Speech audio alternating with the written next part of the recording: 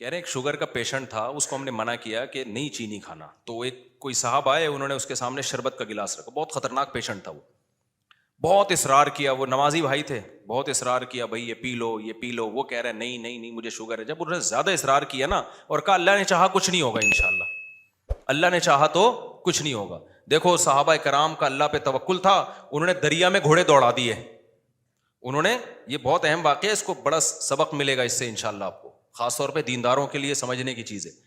واقعہ ہے نا, ایک علامہ اقبال کا شعر بھی ہے اس پہ کہ دشت و دشت دریا بھی نہ چھوڑے ہم نے, کہ ہم نے تو صرف صحراؤں میں نہیں, ہم نے تو دریاؤں میں بھی, کرامت کے طور پر نا گھوڑے دریا میں چلا دیے تھے صحابہ نے. تو ان صاحب نے کہا, داڑھی بھی تھی نمازی بھی, انہوں نے کہا دیکھو صحابہ نے اللہ پہ توکل تھا, دریا میں گھوڑے چلا دیے انہوں نے. تو سامنے شکر ہے کوئی عقل مند بیٹھا ہوا تھا جس کو وہ کھلا رہے تھے نا پورا چینی کا شربت, اس نے کہا دیکھو اگر وہاں پل ہوتا نا پھر اللہ دریا میں گھوڑے نہیں تھے, وہ ڈوبنا تھا انہوں نے, وہاں تو پل نہیں تھا اور مجبوری تھی جانا, صحیح ہے نا, پل ہوتا پھر صحابہ دریا میں چلاتے, پھر سوال ہی پیدا نہیں ہوتا کہ دریا میں گھوڑے چلتے. اللہ کہتا ہے پل ہے تو جاؤ نا, یا پل بنانے کا ٹائم ہوتا تو بھی نہیں. یہ جو قسطنطنیہ میں سلطان محمد فاتح نے قسطنطنیہ اور یہ جو آج کا استنبول ہے, جب یہ فتح کیا تھا تو اس نے کوئی دریا میں تھوڑی گھوڑے چلا دیے تھے. ان کا یہ جو استنبول کا جو قلعہ ہے نا آج, جو 4000 سال جس کی پرانی تاریخ ہے, میں نے وہاں جا کے ولاگ بھی بنایا ہے, یہ ترکی کا جو مشہور قلعہ ہے, یہ تو عیسائیوں کے ہاتھ میں تھا, بہت مضبوط عیسائیوں کی اسٹیٹ تھی, اور نبی صلی اللہ علیہ وسلم نے خوشخبری سنائی تھی کہ نعم الجیش جیش یغزو القسطنطینیہ, فرمایا سب سے بہترین لشکر, کیا ہی خوب لشکر ہے جو قسطنطینیہ فتح کرے گا. آپ مکہ میں اور ترکی کی فتوحات کی خوشخبریاں دے رہے ہیں. ہمارے نبی کا یہ ویژن دیکھو, ایک پیغمبر جو نہ لکھنا جانتے ہیں نہ پڑھنا جانتے ہیں, لیکن کتنے کانفیڈنٹلی وہ کہہ رہے ہیں کہ کیا خوب لشکر ہوگا جو قسطنطینیہ کو فتح کرے گا, اور خوشخبری دی, جنت کی بشارت دی. اسی وجہ سے مسلمان فاتحین شروع سے لگے ہوئے تھے اس میں, لیکن نہیں ہو پا رہا تھا. تو سلطان محمد فاتح نے کیا کیا, وہ بھی فوجیں لا کے بٹھا دیں, لیکن اتنا مضبوط قلعہ ہے وہ جا ہی نہیں پا رہے بھائی. تو مشورہ ہوا, اب انہوں نے یہ نہیں کیا کہ جی ایک طرف سے سمندر ہے, وہاں بھی سمندر کٹا ہوا ہے نا, آپ میپ میں دیکھ سکتے ہیں, تو سمندر میں ہم کیا کرتے ہیں, بسم اللہ ہی اللہ بڑھ کے سمندر بھی نکل جاتے ہیں, بڑھ جانا, ڈوب جانا تھا انہوں نے, اور کیا.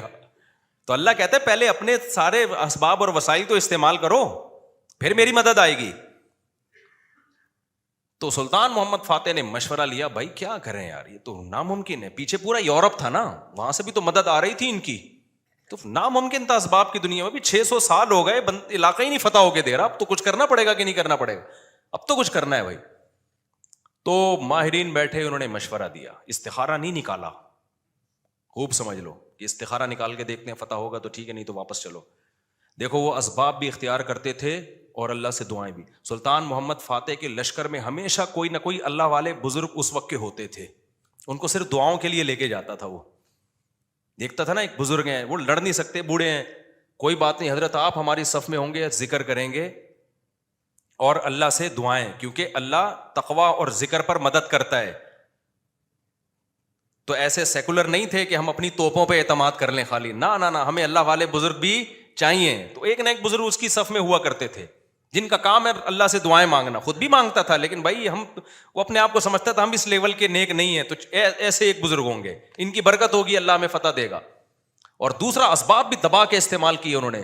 سلطان محمد فاتح نے جب دیکھا نا یہ اتنا بڑا قلعہ اور اتنی چوڑی دیوار, میں نے وہ ولاگ پہ آپ دیکھ لیں, اس کو اتنی چوڑی دیوار ہے بھائی, اس پہ تو پوری بیل گاڑیاں چلتی تھیں دیوار کے اوپر, امپاسبل, ناممکن اس کو فتح کرنا.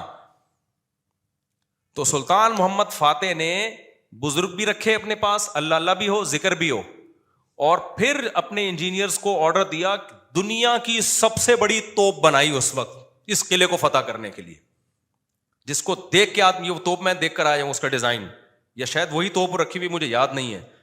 اتنی بڑی توپ بنائی ہے نا, اس سے جو لوہے کا گولا نکلے گا تو دیوار میں کچھ ہلائے گا تھوڑا سا, وہ دیوار کو جو ایسے جب 1000-2000 گولے نکلیں گے تو شاید دیوار میں کچھ دراڑ آ جائے.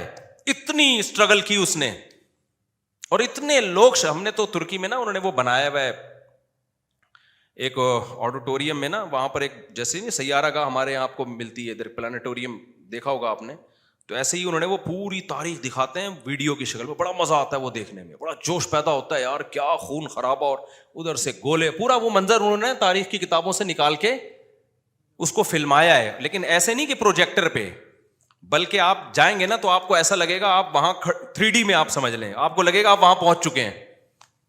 وہ ایسا چیخیں نکلتی ہیں یار وہ منظر دیکھ کے, ایسے تھوڑی پیڑے کھائے ہیں مسلمانوں نے یار, پوری دنیا پہ حکومتیں کی ہیں, آج بیٹھے ہیں وزیر اعظم بن نہیں رہا, صحیح ہے نا. بہت محنتیں کی ہیں مسلمانوں کا ماضی بڑا خدا کی قسم شاندار تھا. میں بار بار کہتا ہوں نا, ایک گورے کی ویڈیو بھی میرے موبائل میں پڑی ہوئی ہے, وہ لندن میں یا امریکہ میں بھول گیا, یونیورسٹی میں وہ گورا لیکچر دے رہا ہے, ابھی میرے موبائل میں وہ ویڈیو پڑی ہوئی ہے, وہ گورا لیکچر دے رہا ہے. گورا کہہ رہا ہے تو وہ کالا, لیکن گورا اس سینس میں کہہ رہا ہوں کہ امریکن ہے, اس سینس میں کہہ رہا ہوں, یا تو میرا خیال ہے امریکن ہے, یو کے کا نہیں ہے, وہ ان کا جو لب و لہجہ ہے نا وہ امریکن لب و لہجہ. وہ یونیورسٹی میں لوگوں کو بتا رہا ہے کہ ونس اپون اے ٹائم, ایک ٹائم تھا کہ آپ کو مسلم سائنٹسٹ کے علاوہ دنیا میں کوئی سائنسدان نظر ہی نہیں آتا تھا, ہر فیلڈ میں کون سا سائنٹسٹ تھا, مسلمان. اور وہ کہہ رہا ہے کہ فلکیات کے علم میں مسلمانوں نے اتنی ترقی کی تھی. پھر بغداد کی یونیورسٹی کا نام لے رہا ہے وہ, بغداد میں جو ہماری خلافت تھی, تو وہ کہہ رہے ہیں کہ آج بھی جتنے ستاروں کے نام ہیں نا انگلش میں, سارے عربی سے آئے ہیں. سارے کہاں سے آئے ہیں, یہ عربی سے آئے ہیں. مسلمان یہ کام بہت پہلے کر چکے تھے, بڑا شاندار ماضی تھا ہمارا, لیکن ایسا ختم ہوا, ایسا لگتا ہے ہم ہمیشہ سے ہی اسی طرح ہیں, ہمیشہ سے ہی ہم سے وزیر اعظم بن ہی نہیں پایا کبھی.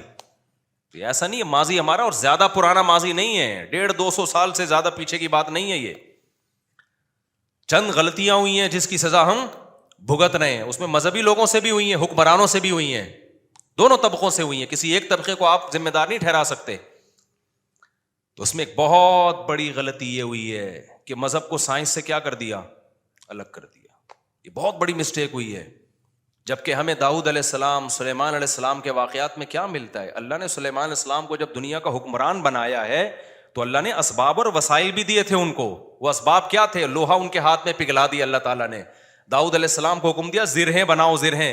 اللہ کہہ دیتا کہ اے داؤد تو زمین پر حکومت کرے گا, لڑائی کرے گا, زرہیں بنانے کی ضرورت نہیں ہے. آیت الکرسی پڑھ کے ہر مجاہد پہ پھونک لگائی, دم کیا, دشمن کی تلوار چلے گی نہیں. یہی چل رہا ہے نا آج کل, داماد انسان کا بچہ نہیں بن رہا, آیت الکرسی پڑھ کے پھونکو اور اس کو جو ہے وہ تعویذ کرا دو تو ٹھیک ہو جائے گا. پوری 10-10 سال دامادوں کے ٹھیک کرنے میں بیٹیوں کی زندگیاں تباہ کر دیں. قرآن کیا کہتا ہے, ان خفتم اللہ یقیم حدود اللہ, حدود اللہ پہ قائم نہیں رہ سکتے بھائی, خلا لینے کی کوشش کرو اس پاگل سے.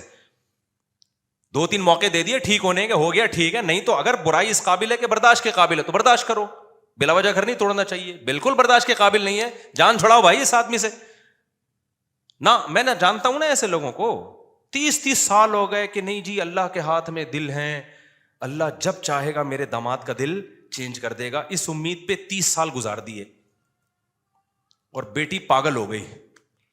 میں نے کہا 30 سال کے بعد آپ آ رہے ہو کہ خلا لینا ہے. کہہ رہے ہیں بھائی وہ اللہ کے ہاتھ میں دل ہے. تو میں نے کہا اللہ کے ہاتھ میں ہے, لیکن اللہ نے کہا کہ میں گھماؤں گا. ہم کب کہہ رہے ہیں کہ اللہ کے ہاتھ میں نہیں ہے؟ اگر ہمیں پتا ہوتا کہ اگلے سال اللہ آپ کے داماد کو ٹھیک کر دیتا, میں کہتا چلو 1 سال اور انتظار کر لو.